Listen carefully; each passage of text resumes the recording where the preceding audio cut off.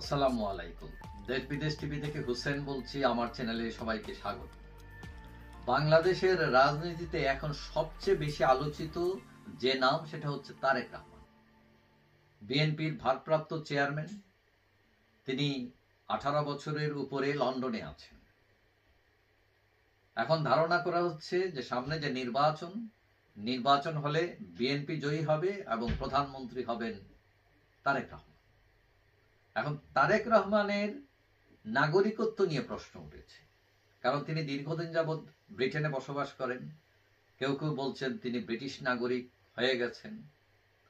এখন আমরা দেখেছি যে উপদেষ্টা খলিলুর রহমান, তার নাগরিকত্ব নিয়ে প্রশ্ন যখন উঠল তখন তিনি পাল্টা প্রশ্ন করেছেন যে আমার নাগরিকত্ব আমেরিকান নাগরিকত্ব নিয়ে যে প্রশ্ন তুলতেছেন, তো সেই হিসাবে তো তারেক সাহেবের ও ব্রিটিশ নাগরিকত্ব নিয়ে প্রশ্ন করা উচিত।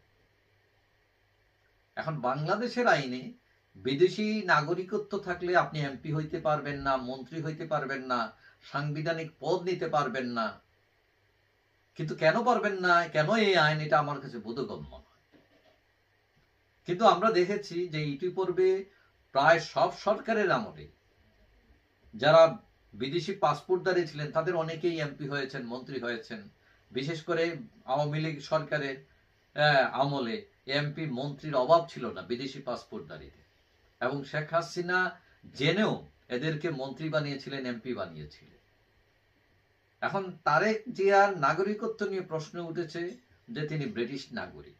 এখন আমরা যতটুকু জানি যে তারেক জিয়া একসময় অ্যাসাইলাম সিকার ছিলেন, রাজনৈতিক আশ্রয় চেয়েছিলেন ব্রিটিশ সরকারের কাছে, এবং তিনি পেয়েছেন, এটা মোটামুটি 100% নিশ্চিত। কারণ না পেলে তিনি এতদিন যাবৎ কিভাবে এখানে আছেন। এবং পরবর্তীতে তিনি রেসিডেন্টশিপ পেয়েছেন, এবং পেয়ে প্যারিসে গেছেন, মক্কা গেছেন, এবং তার এই রেসিডেন্সিপ পারমিট ছিল বলেই তিনি গিয়ে আবার ঢুকতে পারছেন লন্ডনে। তবে তার ব্রিটিশ নাগরিকত্ব নিয়ে প্রশ্ন আছে, অস্পষ্টতা আছে। তারেক যে নিজে কখনো এটা নিয়ে কথা বলেননি। তবে আমি মনে করি এটা নিলে সমস্যা কোথায়, কারণ এই বাংলাদেশের প্রায় 1.5 কোটি মানুষ বিদেশে থাকে, তাদের অনেকেরই বিদেশি পাসপোর্ট আছে, নাগরিকত্ব আছে। তো মানুষ বিদেশি নাগরিকত্ব নেয় কেন?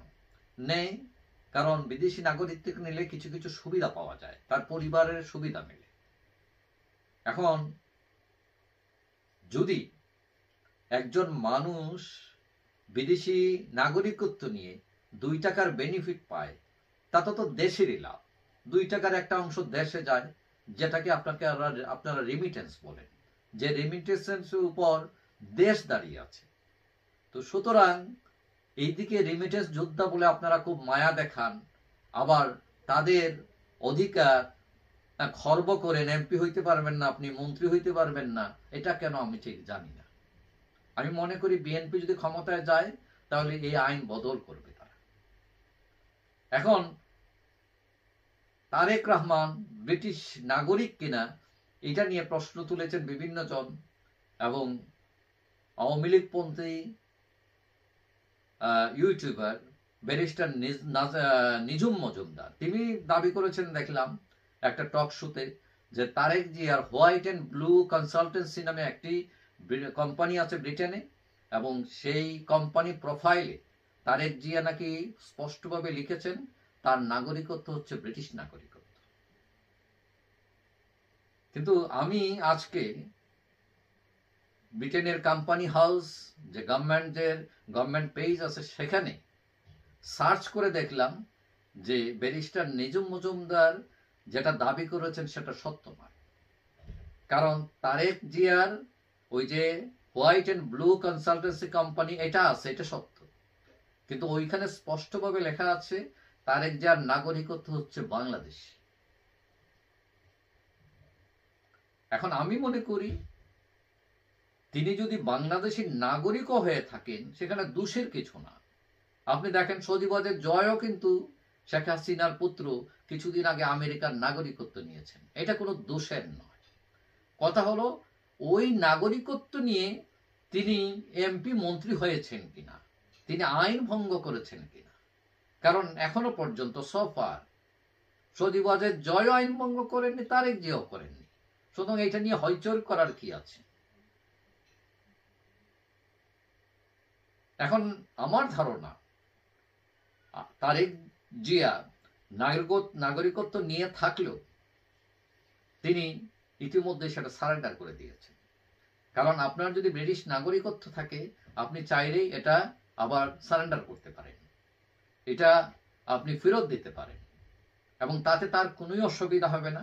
কারণ তার রেসিডেন্টশিপ যেটা আনলিমিটেড, মানে ইনডিফিনিট পিরিয়ড যেটা বলা হয়, সেটা থাকবে, অর্থাৎ রেসিডেন্টশিপ। এবং এই রেসিডেন্টশিপ নিয়ে তিনি ব্রিটেন থেকে বেরোতে পারবেন, ব্রিটেনে ঢুকতে পারবেন, ইউরোপের বিভিন্ন দেশে যেতে পারবেন, কোনো সমস্যা নাই।